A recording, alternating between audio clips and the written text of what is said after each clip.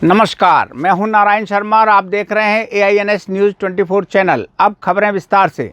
छत्तीसगढ़ के उप मुख्यमंत्री TS सिंहदेव के एक बयान से कांग्रेस पार्टी में खलबली मच गई।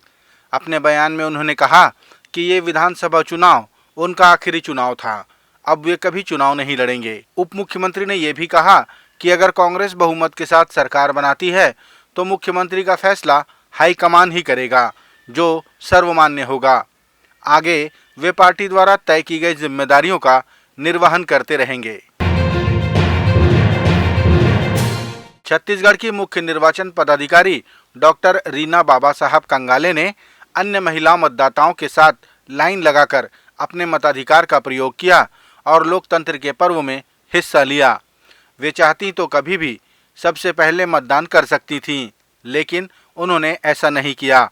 मतदान करने के बाद उन्होंने कहा कि लोकतंत्र की जिम्मेदारी और हिस्सेदारी दोनों का निर्वहन किया। बहुत बड़ी लोकतांत्रिक जिम्मेदारी का सबसे महत्वपूर्ण एक कदम है और इस लोकतांत्रिक जिम्मेदारी का मैं अपनी हिस्सेदारी निभाई। छत्तीसगढ़ में दूसरे चरण का मतदान संपन्न हो गया, जिसमें मातृशक्तियों ने बढ़ चढ़कर हिस्सा लिया। जानकारी के अनुसार सबसे अधिक मतदान धमतरी जिले के कुरुद में और सबसे कम मतदान रायपुर के दक्षिण विधानसभा में दर्ज किया गया। राजनीतिक पार्टी के नेताओं ने जनता का आभार व्यक्त किया। भारतीय जनता पार्टी के प्रदेश अध्यक्ष अरुण साव ने कहा कि ये अधिक मतदान परिवर्तन करने के लिए हुआ है। उन्होंने कहा कि 3 दिसंबर को छत्तीसगढ़ में एक नया सवेरा होगा। मतदान में उत्साह लोगों ने दिखाया और लंबी लंबी लाइनें लगी, विशेषकर माताओं बहनों की।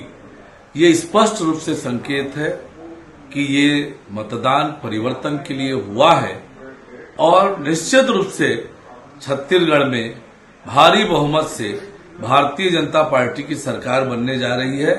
3 दिसंबर मतगणना के बाद छत्तीसगढ़ में एक नया सवेरा होने वाला है।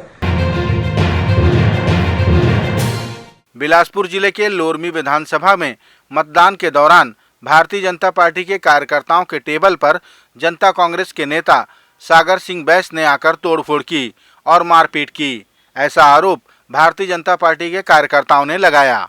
हम लोग अपना मतदाता को देख रहे थे, वो आकर तोड़फोड़ किया सागर बैस, और मेरे घर में जाकर उसकी जो किरण मैडम है, मेरे जाके घर में धमकी दे के आया है, तुमको देख लूंगा करके। अभी भी यहाँ पे सबके सामने मेरे को धमकी दिया है और तुमको देख लूंगा कल, तुम सबके उपयोग किया। उसके जो कार्यकर्ता हैं देवी जायसवाल, मेरे जो हमारे पार्टी के कार्यकर्ता थे ना, उसको गाली गलौज दिया एकदम खुलेआम, मां बहन का गाली दिए हैं। कुछ देर बाद वहां प्रदेश अध्यक्ष अरुण साव और पोलिंग बूथ के अधिकारी पहुंचे, तब जाकर मामला शांत हुआ। लेकिन कोई आके यहाँ गाली गलौज करे, उसके बाद बोले जो गाली गलौज किया है, मारेंगे मेरे काउंटर में आने से मना करने के बजाय वो दिन मेरे घर में जाके धमकी लेके आया है। ये बोलोगे आप? बोलने दे। और सब तक हम बात कर रहे हैं। जनता कांग्रेस छत्तीसगढ़ के प्रदेश अध्यक्ष और उम्मीदवार अमित जोगी ने मतदान के बाद कहा कि ये चुनाव मैच की तरह है, लेकिन बिना ऑलराउंडर के कोई मैच नहीं जीत सकता। अमित जोगी ने अपनी पार्टी को ऑलराउंडर कहा। उन्होंने ये भी कहा कि उनके पास न तो सत्ता है और न ही पैसा, अगर कुछ है तो वो छत्तीसगढ़ की जनता का प्यार है। कि इस बार जो पूरे दुनिया में वर्ल्ड कप चल रहा है, छत्तीसगढ़ का जो वर्ल्ड कप है, इसमें कांग्रेस बैटिंग कर रही है, भाजपा बॉलिंग कर रही है, लेकिन बिना ऑलराउंडर के कोई भी मैच नहीं जीतने वाला। और ऑलराउंडर जो हैं वो जोगी पार्टी वाले ही हैं।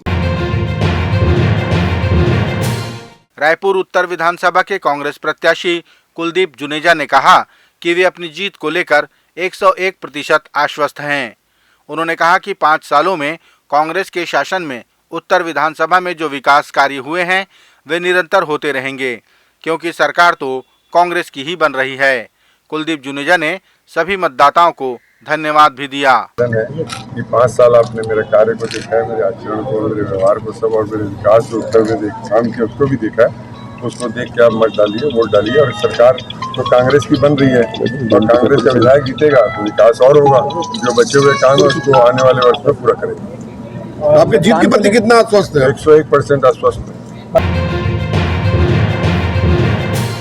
रायपुर से जगदलपुर मार्ग पर स्थित केशकाल नगर और केशकाल घाटी की सड़क अत्यंत जर्जर हो चुकी थी। लगातार शिकायतों के बाद अब उस सड़क के मरम्मत कार्य की शुरुआत की गई, जो 30 नवंबर तक की जाएगी। मरम्मत कार्य को देखते हुए भारी वाहनों को विश्रामपुरी, सिहावा और धमतरी के रास्ते रायपुर लाया जा रहा है। गौरतलब है कि उक्त सड़क बहुत ज़्यादा जर्जर स्थिति में पहुंच चुकी थी, जिसके चलते कई बार दुर्घटनाएं हो चुकी हैं। ये थे आज के प्रमुख समाचार। आप देख रहे थे हमारा लोकप्रिय यूट्यूब चैनल AINS न्यूज़ 24। अब हमें इजाज़त दीजिए। कल तक रोजाना की ताज़ा खबरों के लिए आप देखते रहिए हमारे लोकप्रिय यूट्यूब चैनल AINS न्यूज़ 24 को। हमारे यूट्यूब चैनल को लाइक और सब्सक्राइब करना ना भूलें। नमस्कार।